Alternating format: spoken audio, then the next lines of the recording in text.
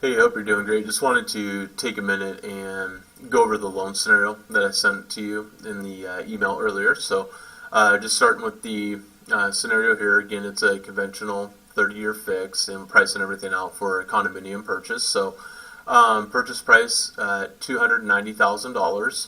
5% down payment would be $14,500.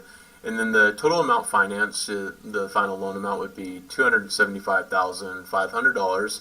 And again, I'm quoting an interest rate of 4.5%. As I mentioned, I always try to overestimate on things, and I always cushion the interest rate a little bit in my pricing scenarios, just because right now the market interest rates can move daily, and sometimes they can move more than once a day. So right now we're in a little bit of a low point with interest rates. They tend to go up faster than they go down, but again, just want to kind of over-prepare you for the monthly payment, and then when we're ready to lock, once we have a signed around purchase and sale agreement with a specified closing date, then we'll look at locking on the interest rate, and at that point we'll obviously go with the lower interest rate best we can do on that day. Just moving down the scenario sheet here, again, interest rate 4.5%.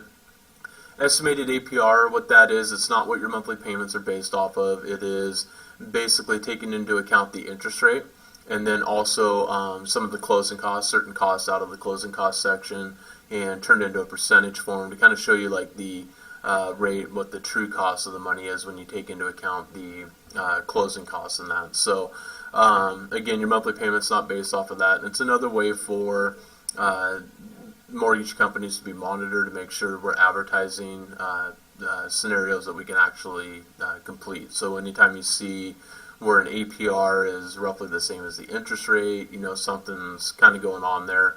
The other thing that can change the APR a little bit would be some type of credits where a lender's paying all your closing costs, that type of thing, which is typically just done with increasing the interest rate. There's money paid back when the interest rate's above what's par. So we can always review that a little bit more over the phone and go into that in a little bit more detail. But just moving down the sheet here, the next section here is kind of the monthly payment breakdown. Principal and interest of on the loan amount of $275,500 at 4.5% would be $1,395.92. Monthly mortgage insurance, what that is a lot of times you'll hear it referred to as private mortgage insurance. So anytime that you don't put down a 20% down payment, there's typically mortgage insurance required, unless it's some type of like a self-insuring loan where there again the interest rate would be quite a bit higher just to offset that risk. With the mortgage insurance, we have several different companies that we work with, so I always definitely price that around to see who can give us the lowest monthly rate. Again, the mortgage insurance, $137.75. Property taxes, using the taxes for the specific property, breaks down monthly to $225.08. And then I also included the homeowners association dues in the monthly payment. Most of the paperwork that you get from us will not include the association dues. So remember, when you're looking at the payment, to keep in mind the homeowners association dues on top of that monthly amount. So again, that's at $204 a month. And then, like I mentioned on the phone yesterday, whenever I'm pricing out a condominium, I'll always include initially a homeowner's insurance policy, just because we won't know until about halfway through the transaction whether or not you're going to need to get what's called a walls in or an HO6 insurance policy. And basically what that does is it insures from the sheetrock in, so covering contents, things like that. So if there's that type of insurance that's going to be required on the loan, I'm estimating right now at $33.33 a year, which works out to $400 a year. So if the homeowners association has that built into their master insurance policy, then we'd obviously just remove that amount. Again, on the total monthly payment in this scenario would be $1,996.08. And that really the main thing that would change here would be the whether or not the homeowner's insurance is needed. And if it is needed, then you just let us know what company you want to use. Typically, people will just go with who they have their auto insurance with already, and then that way you get a little bit of a discount on one or the other. So again, $1,996.08 for total monthly payments, what we're at right now. And then if we, depending on when we're ready to lock in, we might be looking at like 4.375, something right in there. And then that would adjust the principal and interest payment a little bit. So any changes should be pretty minor. Moving down here, the next box here is the closing cost section, and you can see the first two lines here: origination and loan discount fees. This is what you call like a no-point mortgage. You'll hear that a lot referred to, so it's like a no-point mortgage. So we're not charging you a loan origination fee or a loan discount fee. The only thing that we would do is if you wanted to buy the interest rate down, then we'd use a loan discount fee to do so. But a lot of times it's not worth buying the interest rate down, just because the amount that you pay to buy the rate down to the next level, on average, could take 5 to 6 years to get back, and the average life of a loan is about 5 years. So if it's something where we knew we were going to be there forever, then maybe we could look at it. But we can go over that more as well. Next line down here is basically the title insurance premium, $693, and what that is basically ensuring that the title of the property is clear when you take ownership. They'd make you aware of any little details with the title of the property, if there's any easements, that type of thing. So basically, the title insurance is based off of the loan amount, and then when you get the purchase and sale agreement, the title insurance along with the escrow company will be specified. So once I have that, then I'll call them and get their exact fees. So right now, just kind of estimating based off of the loan amount for the title insurance. And then the next fee here is the escrow closing fee. What that is a closing attorney. We send all the final loan documents to them. That's where you'll go to sign the final loan documents. They take care of notarizing, and also they take care of all the monies exchanged in hand as far as the down payment, closing costs, and then we wire the loan proceeds to them. And they take care of, again, just wiring the funds to and from everybody's account. So their fee is based off of the sales price. Right now I'm quoting $821 for that fee. So again, depending on the company, that fee will change a little bit. So, and I should be overestimating there a little bit as well. So wire fee, $30. Basically what that is for us to wire the funds to an outside escrow company, just on cue, really recovering their wire fee. Appraisal fee, $535, pretty standard for a conventional appraisal report, and basically that's paid to the appraiser. They'll generate the report letting us know about the value of the property, just kind of make sure everything's in line there. Credit report fee, that's paid to Certified Credit. That's who we use to get our credit reports through.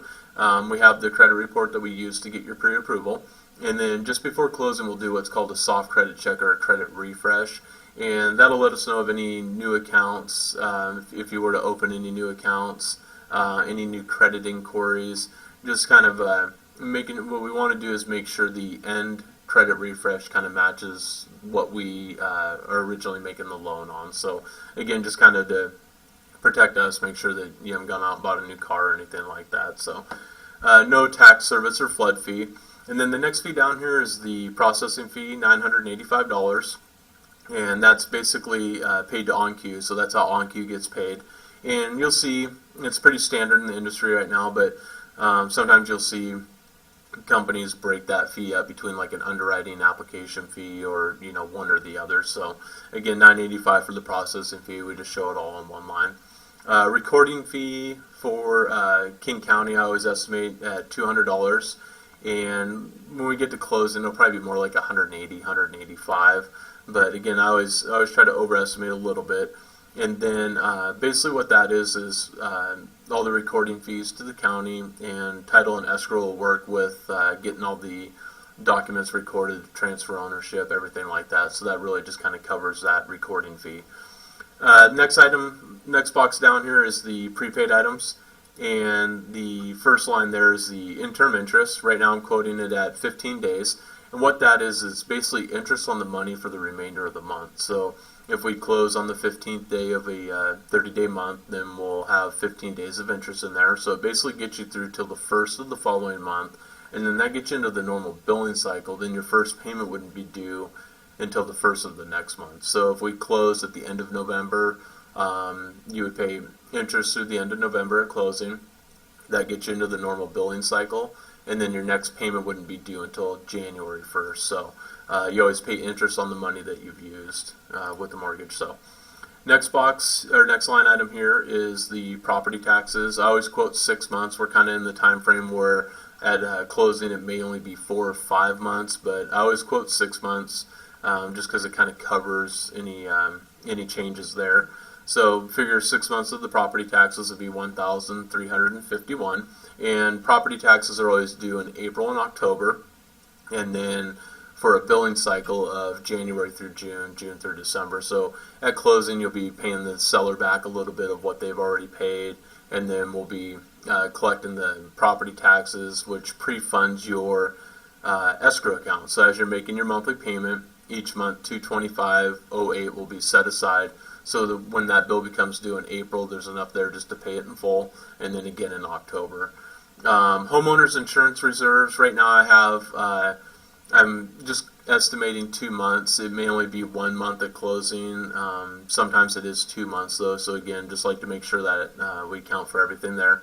So that one would just be a prepayment to the actual homeowners association. So next line down here is the homeowners insurance, and I just noted if needed. So again, figuring about $400 for the annual premium. If it is required, then what'll happen is you'll prepay that first year of homeowners insurance, and then you might even add in another month or two of escrow reserves in a line here.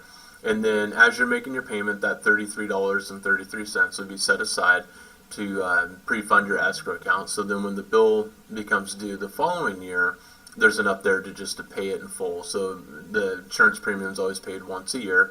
And then as you're making your payments throughout the month, throughout the year, you'll see each month that this escrow account does grow. And that's just to cover, again, when those bills become due, then they can just pay them in full. So total prepaids in this scenario would be somewhere right around $2,668. So and that'll cover all the prepaid items. And depending, again, on the day of the month, we'll adjust the interim interest accordingly. So the settlement box down here, basically just adding everything up, $14,500 for the down payment, $3,287 for closing costs, and $2,668 for the prepaid items. Figure about $2,455 total needed at closing. So the only other things with the condominium purchase to keep in mind too is when we get a copy of the resale certificate, the association may have what's called like a move-in and a transfer fee. Sometimes those will vary depending on the association, and a lot of times it'll be around like $150, maybe $175 at most for each. So just kind of another number to keep in mind as we go through the transaction. We'll be getting that information, and it'll be about halfway through the transaction when we get all that information once we're doing the homeowners association approval. So, and where we make that up is if there's only 1 month needed of homeowners association dues, and we kind of have like that $400 to play with to cover those other two fees. So I don't want to overestimate too much where we get too high and it looks like a lot more than what's actually going to be needed. So that's pretty much it for this scenario. Again, just conventional 30-year fixed, $290,000 purchase price, 5% down, total monthly payment $1,996.08. And then closing costs, prepaids, and figure the total amount needed at closing is going to be somewhere around that $20,455, $20,500, somewhere right in there. So, and again, they'll change a little bit, but what I like to do is try to, like I said, overestimate, and then each time we're trying to pull out another charge in that just to keep it a little bit lower. So, any questions? Definitely let me know. 425-698-2917. Other than that, I hope you have a great day. Thanks.